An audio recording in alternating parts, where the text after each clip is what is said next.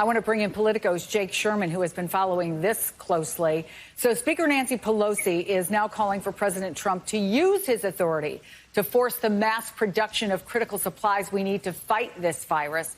President Trump tweeted Wednesday he would only use the authority, which is the Defense Production Act, in the worst case scenario. And her argument is, we're here. What are you hearing about where that's going, Jake? I know he signed that last night, but he has not put it into action.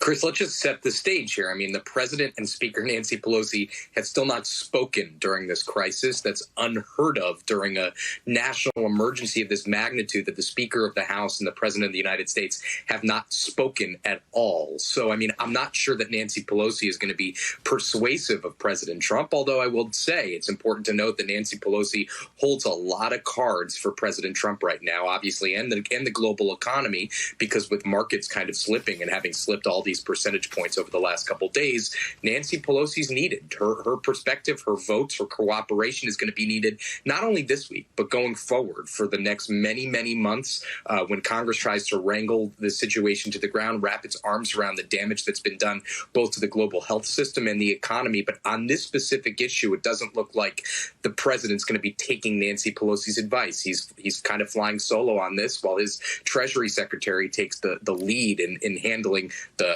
kind of broad overall congressional reach liaison.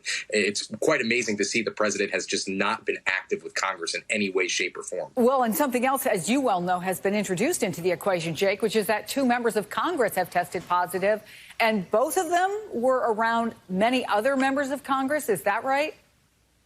Chris, it's stunning to me that more haven't come out, to be honest with you, because there are these 2 members of Congress, Ben McAdams and Mario Diaz-Balart. Mario Diaz-Balart's a member of the Republican whip team, which is a massive operation that's always in the middle of talking to members, literally slapping backs. And I think we're going to see today as many as a dozen members go into quarantine, go out of precaution. I think you're going to have a House of Representatives that's working at not even half capacity come next week. And I think there's going to be, according to the sources I speak to, there's a huge fear in House Republican and Democratic leadership that even more people are going to come out as positive for the coronavirus, and just really uncharted territory for the House of Representatives in this crisis. And remember, Chris, important to keep in mind, the House has to come back into session to pass this $1 trillion plus package over the next